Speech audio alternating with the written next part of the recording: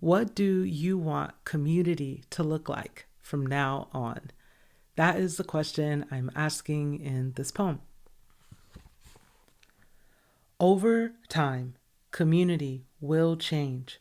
Someone will move, distance will grow.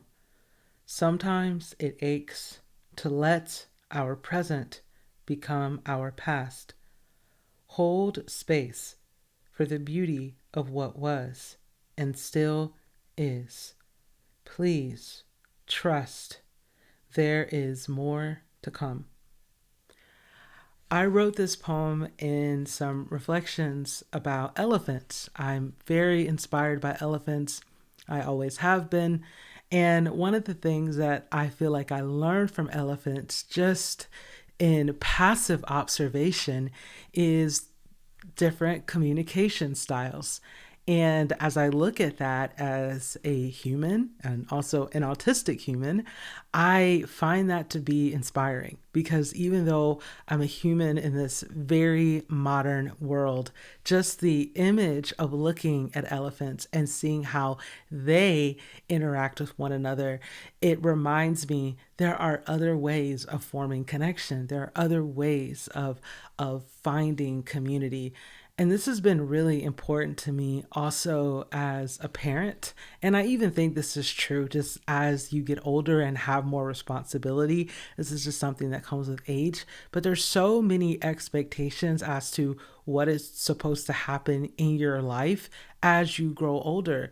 And one thing that I've just observed a lot of parenting advice and different things that I see how other people live, I've just discovered how significantly less organized my house is and compared to a lot of the other things that I see and routines that people have.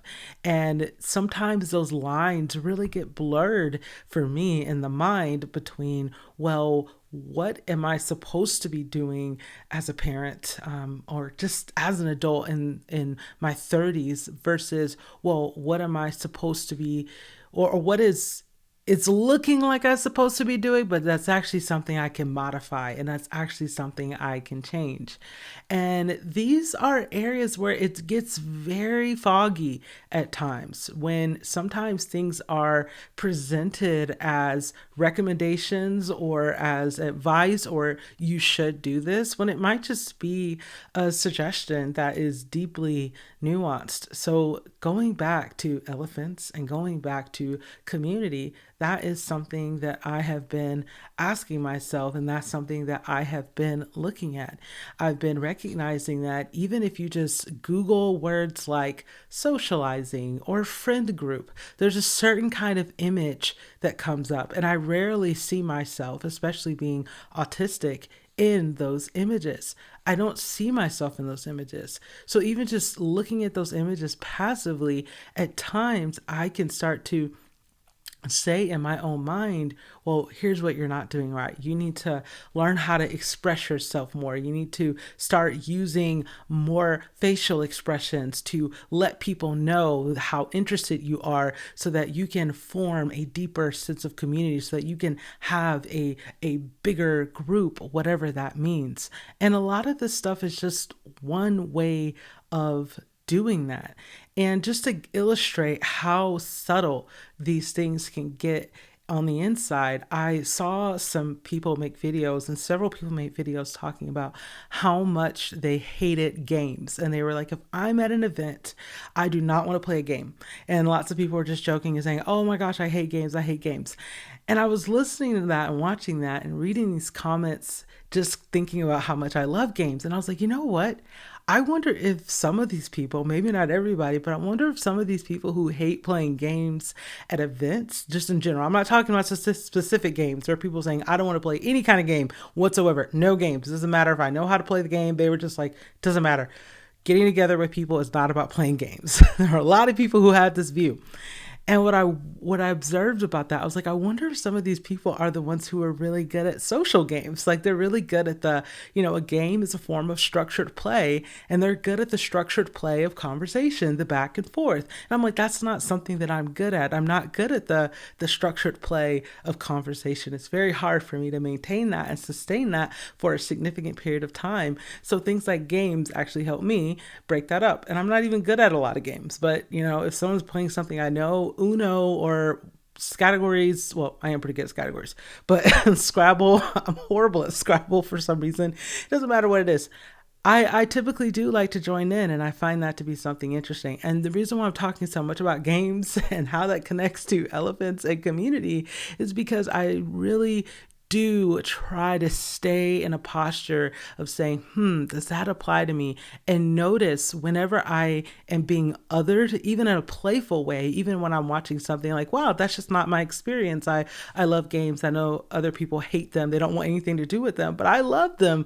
And just recognizing that, oh yeah, they're in a different space. Like they might be the people who, for them, the structured play or the entertaining aspect of that event is talking to other people and engaging with other people.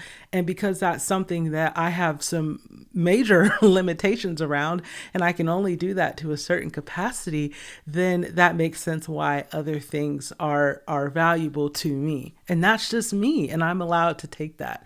So, bringing this back to the image of elephants and just really looking at what elephants can teach us, that's just something that I want to invite you to, a question that I hope to invite you into thinking about as well, is when you see a picture of elephants, or maybe you'll choose another animal and think about the way that they communicate and think about, well, what can that teach me, and how can I take from what just I'm observing as a human. Obviously I'm just observing, but even just through a computer screen or on a page of a book, I'm just observing. And what can I observe, and how can I take that and say, what can I learn about that in terms of how I would like to see community, how I would like to form connection, how I would like to see it from now on. So going back to the poem, I did write that line at the end, there is more to come.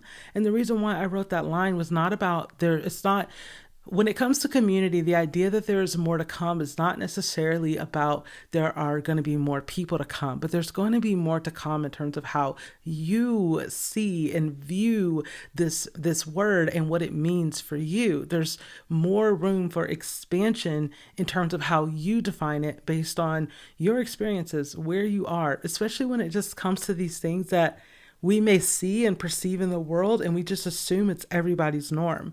But what I found in Googling images of socialization, socializing, events, I was Googling all kinds of words, and I was like, I'm not seeing myself in these images.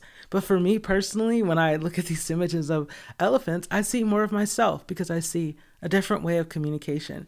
And how can I, as a human, spend a little time thinking about what are some new ways I can explore what community means. So that's something I hope to leave with you today, is what is community, and what do you want? What do you want for community to mean to you?